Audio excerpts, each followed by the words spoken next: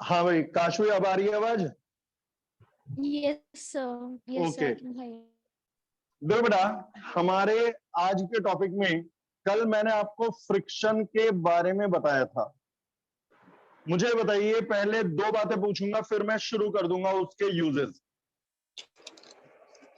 Friction दो तरह के बताए थे, स्टैटिक और कौन सा वेरिएबल है, कौन सा कांस्टेंट है? Good, very good. अच्छा, इसके अलावा मैंने बताया था लिमिटिंग स्टैटिक फ्रिक्शन और लिमिटिंग काइनेटिक फ्रिक्शन। क्या एक्चुअली दोनों इक्वल हैं? कौन सा हायर है? बस, यानी कि मुझे बताने की जरूरत नहीं। और लिमिटिंग फ्रिक्शन का फॉर्मूला म्यू आर। फिर से लिमिटिंग फ्रिक्शन का फॉर्मूला। अब शुरू करेंगे इसके और टेंशन के मिले जुले न्यूमेरिकल्स, एग्जांपल्स, जो आपके बेटा फ्रिक्शन के कंसेप्ट को क्लियर करेंगे। सबसे पहले बेटा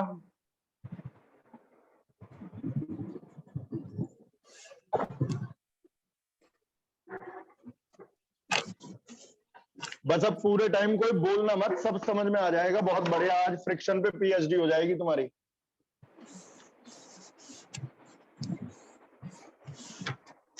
मेरे बेटा सुनो, लिमिटिंग फ्रिक्शन होता है म्यू आर। क्या है लिमिटिंग फ्रिक्शन बेटा? फिर से लिमिटिंग फ्रिक्शन, मैंने आपको बताया था कि 11th में स्टैटिक और काइनेटिक सब लिमिटिंग एक ही है। चाहे तुमसे लिमिटिंग स्टैटिक फ्रिक्शन का फॉर्मूला पूछे या लिमिटिंग काइनेटिक फ्रिक्शन का पूछे, अभी 11th के जब तक न्यूमेरिकल चल रहे हैं म्यू आर, एक ही फॉर्मूला, एक ही वैल्यू, एक ही डिजिट और एक ही तरीका। अब मेरे से बेटा यहां पर पूछा गया पहला एग्जाम्पल, एक बॉल रफ सरफेस पर 20 मीटर पर सेकंड की इनिशियल स्पीड से चलना शुरू करती है। If coefficient of friction is 0.2, तो कितनी डिस्टेंस चल के रुक जाएगी? बेटा फ्रिक्शन इसे रोक तो देगा ही। सबसे इजी न्यूमेरिकल, यदि फ्रिक्शन पर कोई इजीएस्ट क्वेश्चन आ सकता है तो वो ये है। एक बॉल 20 मीटर पर सेकंड से चलना शुरू करती है, बेटा कितना दूर चल के रुक जाएगी? Coefficient of friction her surface का अलग होता है। जो रफ सरफेस होते हैं उनका कोएफिशिएंट ऑफ फ्रिक्शन ज्यादा होता है, जो स्मूथ सरफेसेस होते हैं उनका कोएफिशिएंट ऑफ फ्रिक्शन कम होता है। तुमने देखा होगा बेटा, कोई सरफेस बहुत खुरदुरे होते हैं, बहुत रफ होते हैं, उनमें म्यू ज्यादा है। म्यू ज्यादा है तो लिमिटिंग फ्रिक्शन ज्यादा है। कुछ सरफेस स्मूथ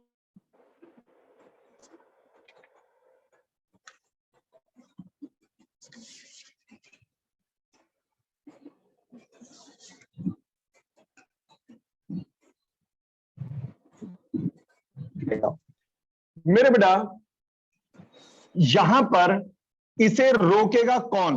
मैंने 20 मीटर पर सेकंड से धक्का दिया, अब वो रुक गई। रोकने वाला फोर्स कौन सा है? तो जवाब है रोकने वाला फोर्स है limiting friction.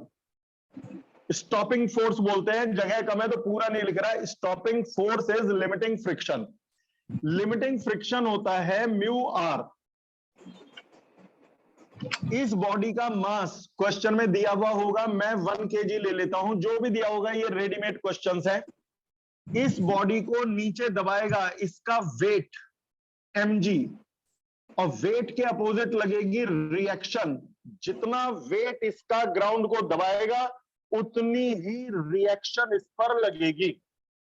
Action reaction, action है वेट, रिएक्शन अब mg के इक्वल, तो यानी बेटा म्यू mg हो गया, क्योंकि r is equal and opposite to mg।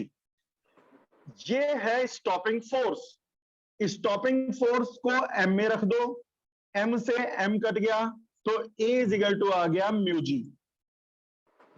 ये a म्यू की वैल्यू है 0.2, g को 10 ले लो, एग्जाम में 9.8 ले लेना, तो ये आ जाता है 2 मीटर पर सेकंड स्क्वायर।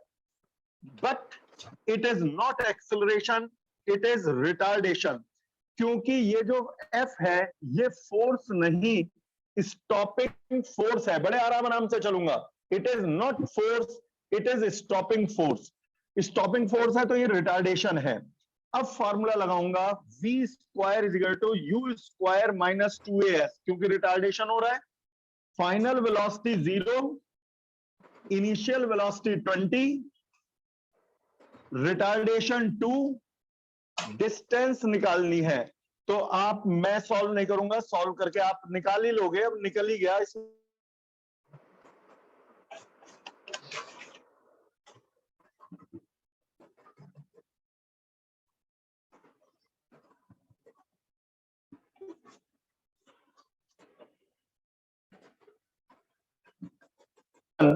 Example 1, example 2। मेरे बेटा एग्जाम्पल 2 में हम लोग अगली केस पर आ रहे हैं। अच्छा, उससे पहले दो बातें सुन लो। पॉइंट टू रिमेंबर, जब भी हॉरिजेंटल सरफेस पर बॉडी रखी होगी और हम एक्स्ट्रा कोई फोर्स नहीं लगा,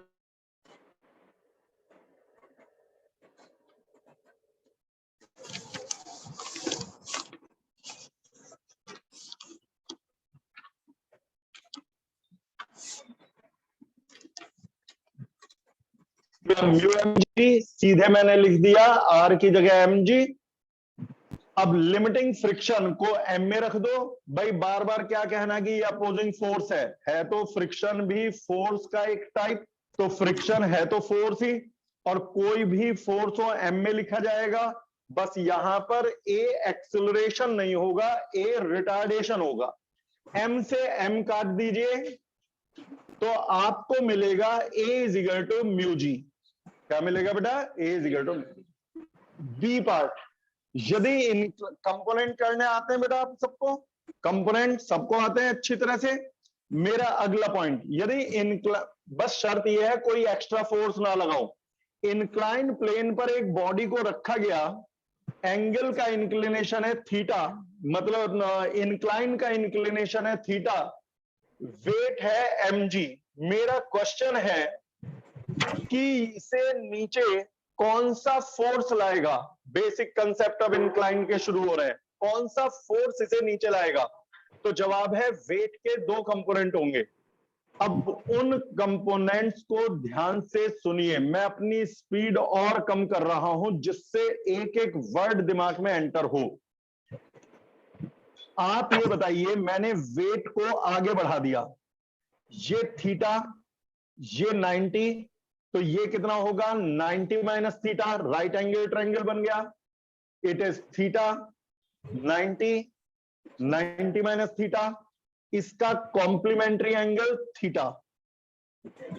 ये मैंने सरफेस का परपेंडिकुलर ड्रॉ कर दिया, थीटा 90 माइनस थीटा, उसका कॉम्प्लीमेंट्री थीटा। कोई आपसे कहे ये कौन सी लाइन है? ये इंक्लाइन प्लेन का नॉर्मल है, इंक्लाइन प्लेन के परपेंडिकुलर है। अब वेट के दो कंपोनेंट होंगे, mg का एक कंपोनेंट यहां, एक कंपोनेंट यहां।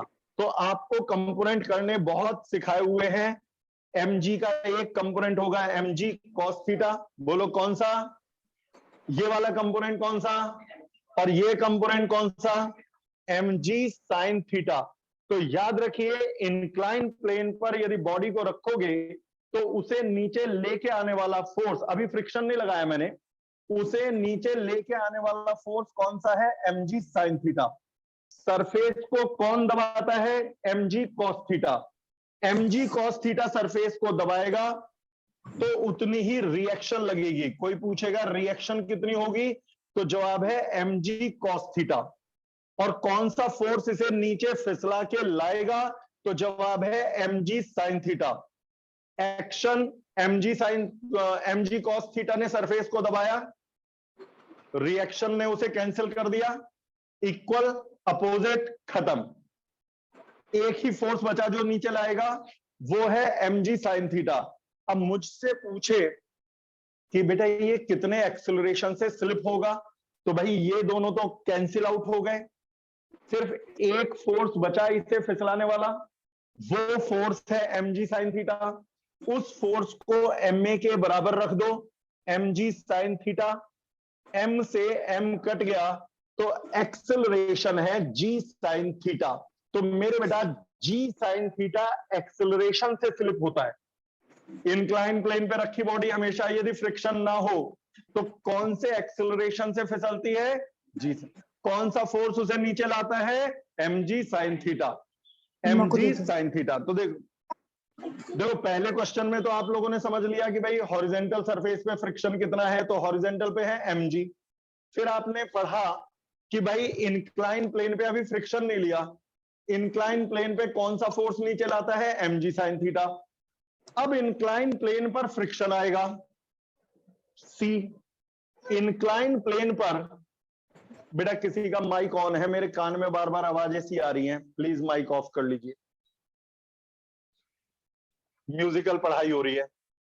इंक्लाइन प्लेन पर एक बॉडी रखी हुई है, अब की बार कॉफिशिएंट ऑफ फ्रिक्शन है म्यू, यानी कि ये सरफेस रफ है।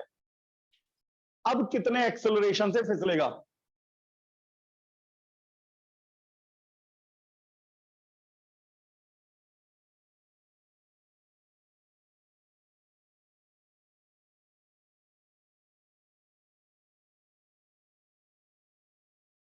जो सरफेस को दबाएगा उसकी रिएक्शन लगेगी, तो रिएक्शन किसके इक्वल होगी? mg cos theta.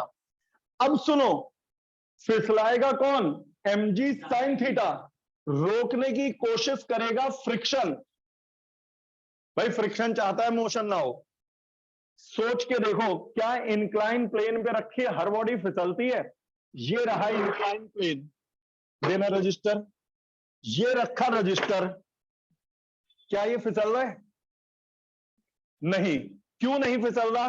क्योंकि नीचे लाने वाला फोर्स है mg sin थीटा, रोकने वाला है फ्रिक्शन। मैंने कहा था चलाने वाला फोर्स यदि लिमिटिंग फ्रिक्शन से कम होगा तो बॉडी नहीं चलेगी। इस समय जो नीचे खींचने वाला है mg sin थीटा, वो लिमिटिंग फ्रिक्शन से कम है, और यदि लिमिटिंग फ्रिक्शन से कम है तो बॉडी नहीं चलेगी। तो ये नहीं फिसला। बेटा आप लोगों को नहीं दिख रहा होगा, ये देख, लेकिन अब ये फिसलेगा। देख बेटा, आपको दिख रहा है ये फिसल नहीं रहा ना? ये हाथ ने दिखाया, आपको दिख रहा है बेटा ये बॉडी फिसल नहीं रही। नीचे कौन लाना चाह रहा है? mg sin theta. रोकना कौन चाह रहा है? फ्रिक्शन, है ना? अब नीचे लाने वाला फोर्स लिमिटिंग फ्रिक्शन से कम है, इसलिए ये नहीं फिसल रहा। Yes sir. अच्छा, लेकिन कई बार बॉडी फिसल जाती है। अब देखो ये रखा, अब ये फिसलने लगे। अब की बार कौन सा फोर्स बढ़ा है? लिमिटिंग फ्रिक्शन या mg sin थीटा? तो तुम एक बात याद रख लो, यदि बॉडी इंक्लाइन प्लेन पर फिसल रही है तो बिना पूछे कह देना यार mg sin थीटा बढ़ा है लिमिटिंग फ्रिक्शन से, और यदि नहीं फिसल रही तो कह देना कि mg sin थीटा छोटा है लिमिटिंग फ्रिक्शन से। तो मतलब दो केस हो गए ना यहां। तो case one, if mg sin theta is less than limiting friction, क्या समझ में आया था? यदि mg sin theta less than friction तो बॉडी स्लिप होगी या नहीं होगी? तो इट विल नॉट स्लिप। और case 2, if mg sin theta is more than limiting friction, तो क्या होगा? It will slip. अब चलो हम ये मान लेते हैं कि इट विल स्लिप, यानी mg sin थीटा बड़ा है, तो कितने एक्सेलरेशन से स्लिप होगी? मान लो स्लिप होगी, mg sin थीटा बड़ा है, तो कितने एक्सेलरेशन से? स्पीड और कम करूं क्या? ना समझ में आ रहा हो तो समझ में आ रहा है? यदि mg sin थीटा हमने थोड़ी देर के लिए मान लिया कि बड़ा है और ये स्लिप हो रही है, तो कितने एक्सेलरेशन से? तो मेरे बेटा अब आप बताओ, नीचे लाने वाला है mg sin थीटा, रोकने वाला है लिमिटिंग फ्रिक्शन, तो नेट फोर्स इन दोनों का डिफरेंस होगा। नेट फोर्स होगा mg sin theta minus limiting friction, और यही नेट फोर्स होगा ma। Net force is equal to ma। आपसे कोई पूछे mg cos थीटा का क्या हुआ, भैया mg cos थीटा और रिएक्शन इक्वल एंड अपोजिट थे, कट आ गए, तो क्या उनकी जरूरत नहीं पड़ेगी? अभी पड़ेगी अगली लाइन में। M a is equal to mg sin theta minus limiting friction, limiting friction होता है म्यू आर, और आर किसके इक्वल एंड अपोजिट था? mg cos थीटा के। मैं खुद ही कह रहा हूं कि mg cos थीटा की जरूरत पड़ेगी फ्रिक्शन निकालने में, तो mu mg cos theta, limiting friction है mu R, R is equal to बेटा mg cos थीटा, तो लिमिटिंग फ्रिक्शन की जगह रख देंगे mu mg cos theta, m से m कट गया, आंखों के सामने से हट गया, अंधकार सारा छट गया, रह गया a is equal to g sin theta minus mu cos theta. यही आंसर है। अभी क्योंकि मैं वेरिएबल में करा रहा हूं तो न्यूमेरिकल डिजिट दिखाई नहीं दे रही, मैं आपको अभी थीटा और म्यू की वैल्यू दे देता तो वेरिएबल डिजिट्स मिल जाती है, मतलब न्यूमेरिकल वैल्यूज मिल जाती, कितने से फिसलेगा। अगला case point A, point B, point C, C का केस 1, केस 2 सब हो गया। अब आता है डी पॉइंट। डी पॉइंट में एक टेबल पर बुक रखी है, ध्यान से सुनिएगा, अब धीरे धीरे टिपिकल हो रहे हैं मामले। ये 2 दिन का सारा खेल होता है, मतलब आज का लेक्चर और कल जो आएगा कल का लेक्चर, ये 2 मिला करके फिर अब मैं कह दूंगा फ्रिक्शन का कहीं से भी कोई भी न्यूमेरिकल उठा लो, खुद ही कर लोगे, क्योंकि मैं हर पॉसिबिलिटी ले लूंगा। आप ये बताइए, मान लो बेटा बॉडी का वेट है mg, क्वेश्चन है कि मैं इसे कितने फोर्स से खींचूं, कितने फोर्स से थीटा एंगल पर खींचूं कि ये ए एक्सेलरेशन से चल पड़े। मतलब मैं फोर्स सीधे नहीं लगा रहा, इंक्लाइन लगा रहा हूं, जैसे अब फिर आपको नहीं दिखेगा, यूं। आप ये बताओ मैंने फोर्स हॉरिजॉन्टल लगाया है या इंक्लाइन? तो ये बॉडी मेरी बेटा, आप लोग तो यहां देखो, इस बॉडी पर और स्लो हो रहा हूं, वेट है mg, मैंने F फोर्स लगाया, मेरा क्वेश्चन है कितना फोर्स लगाऊं कि ए एक्सेलरेशन से हॉरिजॉन्टल चलने लगे। सबसे पहले सारे फोर्स बुलाओ, मेरे F के 2 कंपोनेंट होंगे, F cos theta, F sin theta. इसके अलावा वेट ग्राउंड को दबाएगा तो रिएक्शन लगेगी। बॉडी का मूवमेंट राइट साइड होगा या लेफ्ट साइड? Right side. और यदि मूवमेंट राइट साइड होगा तो फ्रिक्शन लेफ्ट साइड लगेगा। कई बच्चे कहते हैं हमने लिमिटिंग फ्रिक्शन क्यों नहीं लिखा, फ्रिक्शन ही क्यों लिख दिया? मेरे बेटा एक बात बताओ, लिमिटिंग फ्रिक्शन का मतलब क्या है? सबसे बड़ा फ्रिक्शन है तो फ्रिक्शन ही। एक जगह एक हाथी बैठा था बहुत बड़ा, तो वो सारे एक ने कहा ये हाथी बैठा है कि नहीं, ये बड़ा हाथी बैठा है। दूसरा कह रहा है तो हाथी, बड़ा लिखो ना लिखो क्या फर्क पड़ गया, हाथी तो है। यहां पर ये है लिमिटिंग फ्रिक्शन, मैक्सिमम फ्रिक्शन, लेकिन है तो फ्रिक्शन ही। तो इतनी बार न्यूमेरिकल में लिखना पड़ता है कि हम उसे फ्रिक्शन ही लिखना शुरू कर देते हैं। बस पता रहना चाहिए कि मूवमेंट के समय लिमिटिंग फ्रिक्शन है। अब मेरे बेटा यहां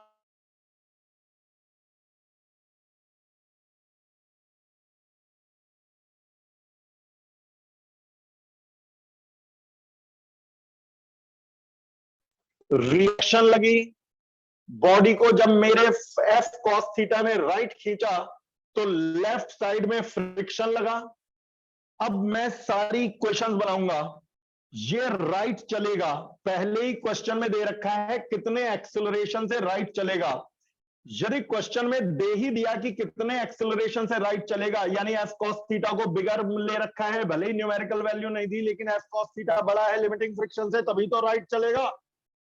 यदि F cos theta limiting friction से छोटा होता तो यह चलता ही नहीं। फ्रिक्शन कौन है, रोकने वाला है चलाने वाला? रोकने वाला है। यदि रोकने वाला बड़ा है तो चलेगा कैसे? चल रहा है, इसका मतलब साफ है कि F cos theta is bigger. कौन बिगर है बेटा? अच्छा, क्या ये ऊपर भी जा रहा है ना, नीचे जा रहा है? नहीं। जब ये ऊपर नहीं जा रहा है, जब ये नीचे नहीं जा रहा है, तो बेटा ऊपर और नीचे नीचे के फोर्स बराबर है, अपवर्ड और डाउनवर्ड फोर्सेस आर इक्वल। अब बोलो बेटा अपवर्ड फोर्स कौन सा, r plus f sine theta, फिर से बोलो r plus f sine theta, और नीचे की तरफ कौन सा, एम जी। तो r is equal to m g minus f sine theta, r is equal to m g minus f sine theta. Equation number 1, ऊपर के फोर्स नीचे के फोर्स बराबर, क्योंकि ना ये ऊपर जा रहा है ना नीचे जा रहा है, तो बोथ आर इक्वल, और बोथ आर इक्वल से बन गई मेरे लाल पहली इक्वेशन। अब दूसरी इक्वेशन बनेगी राइट और लेफ्ट से। राइट खींच रहा है एफ कॉस थीटा, रोक रहा है लिमिटिंग फ्रिक्शन, क्या ये रुका हुआ है या राइट मूव करेगा? अकॉर्डिंग टू क्वेश्चन ये राइट मूव करेगा विद एक्सेलरेशन ए। तो मेरे बेटा एफ कॉस थीटा बिगर है, तो नेट फोर्स कितना लगेगा? तो नेट फोर्स होगा f cos theta minus limiting friction. क्या होगा net force? F cos theta minus limiting friction. यही फोर्स होगा एम ए के बराबर। आंसर आने वाला है। तो m a is equal to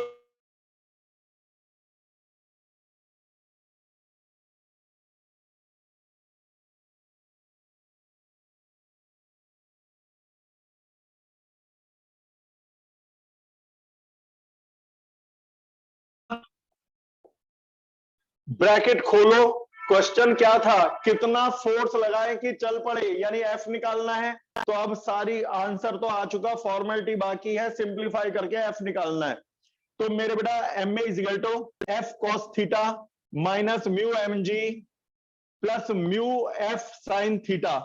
जिसमें एफ है वो एक तरफ, बाकी दूसरी तरफ m a plus mu m g. क्या गिरा? कोई बात नहीं, उसे छोड़ो, यहां पे दिमाग लगाओ। M a plus mu m g is equal to f cos theta, m a plus mu m g is equal to f cos theta plus mu f sine theta.